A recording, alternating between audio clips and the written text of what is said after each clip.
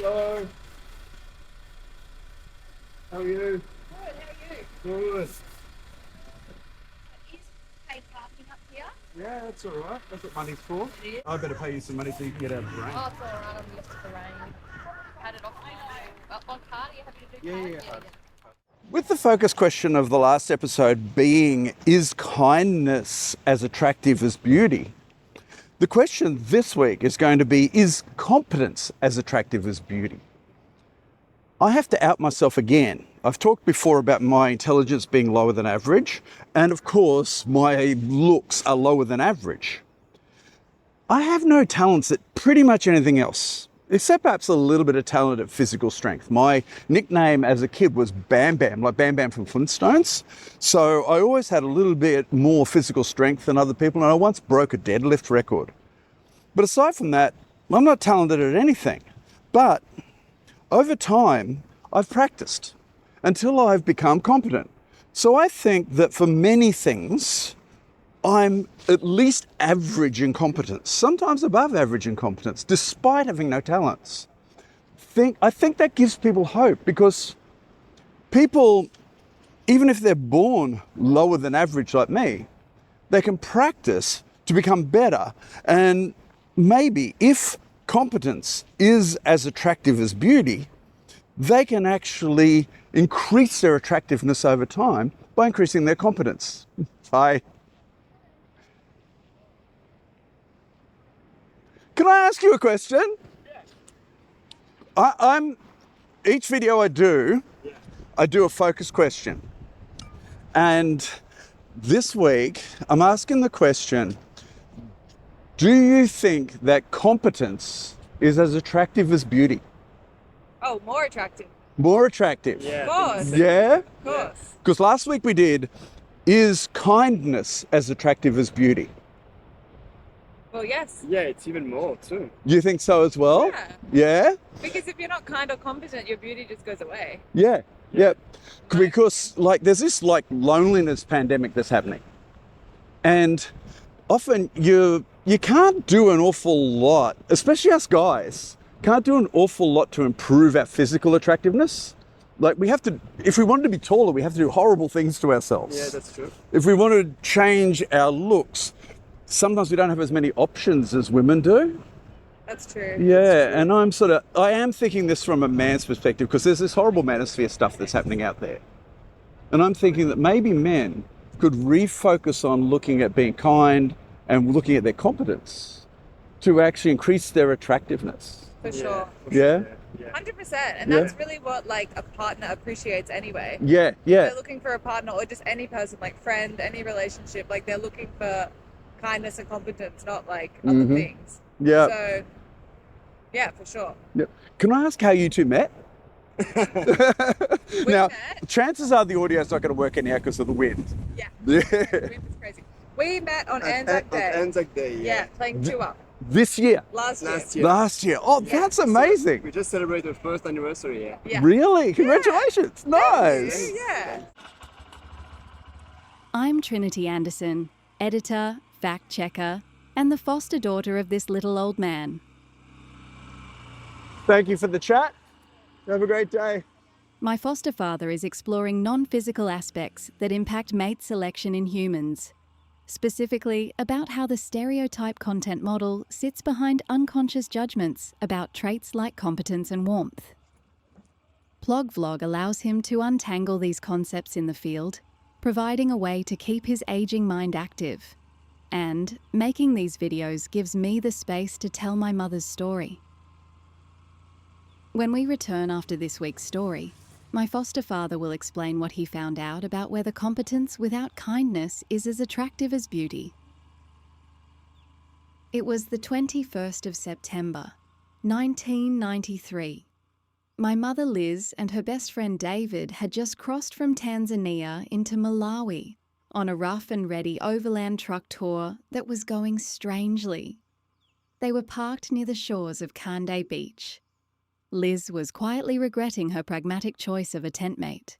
Mark, a young English police recruit, was undeniably handsome, but he was intimidated by the raw, unpredictable reality of Africa.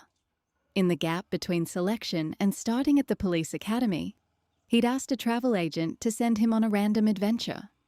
Africa in the 90s was more adventure than he was expecting. Mark had taken to following Liz around the townships like a lost, anxious puppy, and his shallow conversation was getting on Liz's nerves. It wasn't like the deep reflections she and David had shared over the past few months, travelling together across much of the world. While Liz pretended to listen to Mark, the group decided to pool their resources and buy 4 live chickens from local women on the roadside to have for dinner. It seemed like an authentic, adventurous idea in theory. But when it came time for the grim reality of actually killing, plucking, and gutting the birds for the cooking pot, the enthusiasm evaporated. 2 Australian nurses, Sharon and Marcy, quickly named the chickens, and immediately, almost the entire truck abruptly chickened out of the actual execution of dinner, wanting absolutely nothing to do with the mess. David, however, reluctantly stepped up to the plate. Having spent his late teens hunting in the Australian bush, he was familiar with preparing animals for the table. Where he'd grown up, the only entertainment was drinking or hunting. David didn't drink, so he spent a lot of time in the bush, tracking.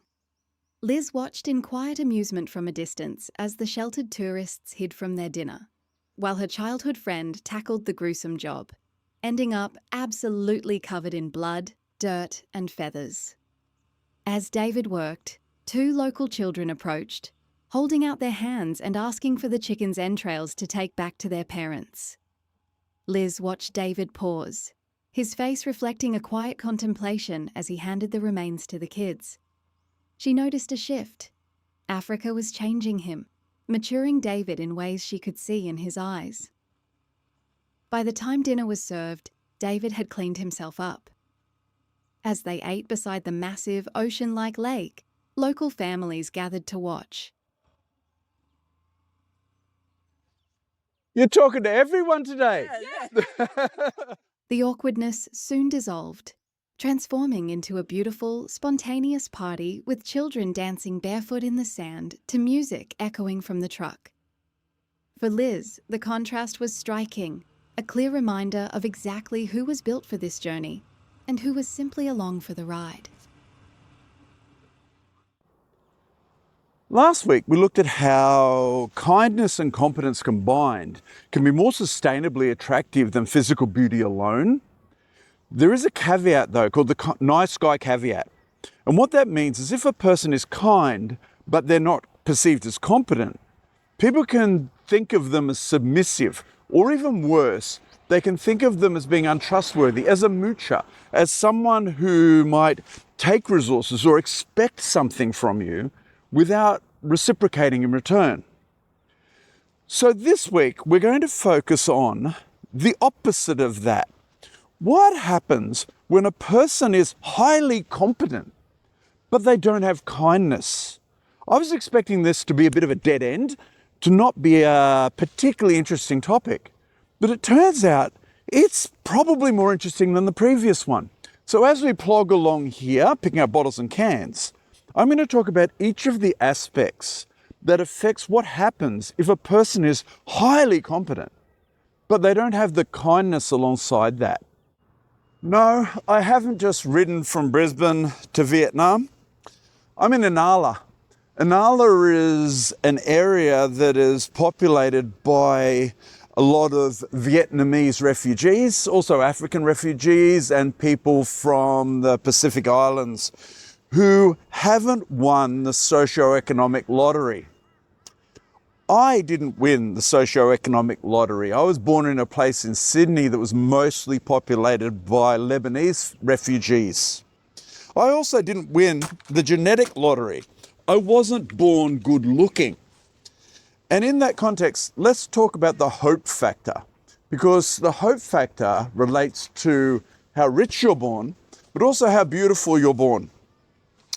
So in a modern society, people, let's talk men, often see a way out of not winning the genetic lottery, not being born beautiful or handsome, as being making yourself more competent. So it's promoted that through making yourself better at things and working your way up the social ladder through making money and being successful and having a good car and stuff, that you can make yourself more attractive. And to a degree it works, but not always. Good morning, how are you?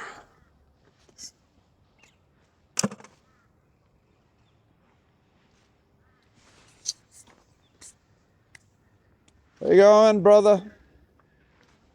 Good. As we head west towards those mountains out there, let's address a thing called the Sigma trap, which exists within this global manosphere thing that's happening.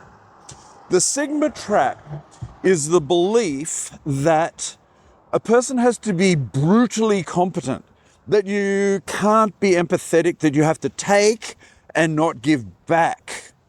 Now, strangely enough, the person who I think of when I think of the Sigma trap is actually a woman. Probably the most dangerous person I've ever met. This person really believed that to win, everyone else had to lose. You could only have one.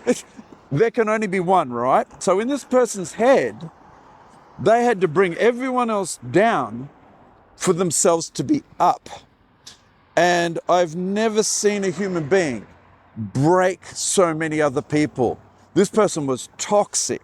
Anyway, I'm going to stop talking about her and move on to the next one. What is our next topic? Because I really don't want to talk about that person, because that person was toxic. And that's the problem with the Sigma trap.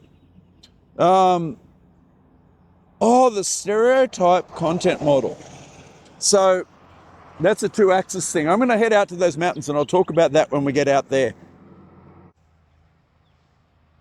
So we've got the Stereotype Content Model, which is a vital thing to understand.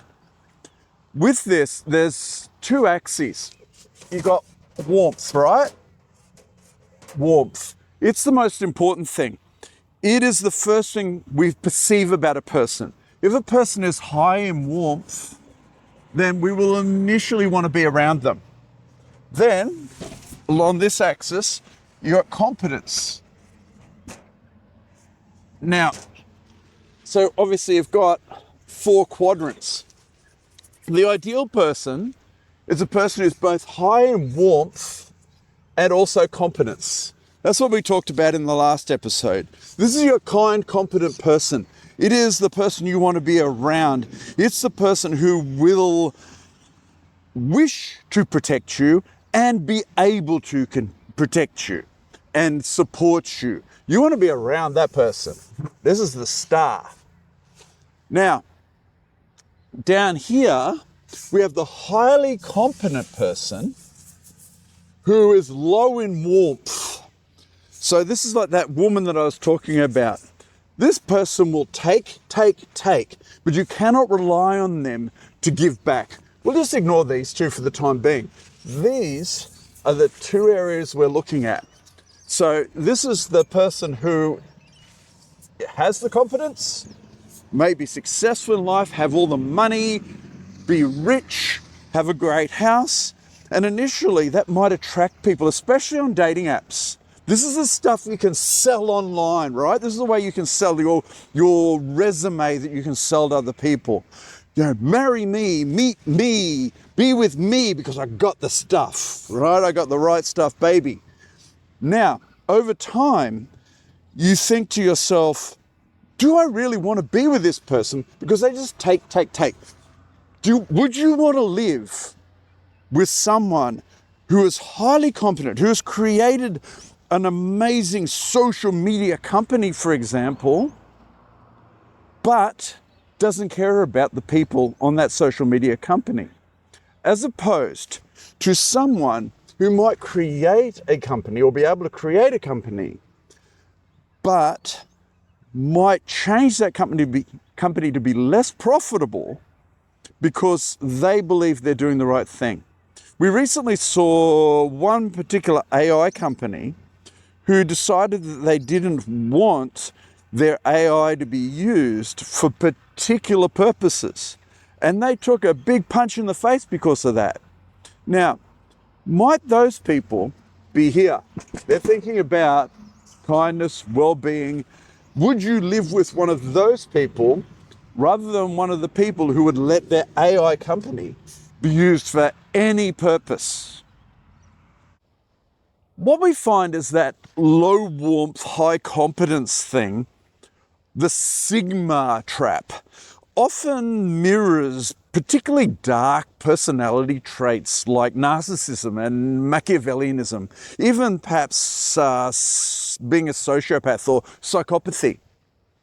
And sometimes those things may seem exciting at first, particularly if the person has a lot of resources, particularly if they have like high status.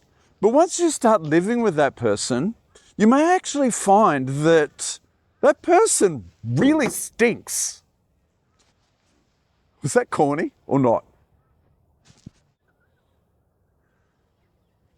I think we might have done enough about the loneliness pandemic and we should move on to a different topic.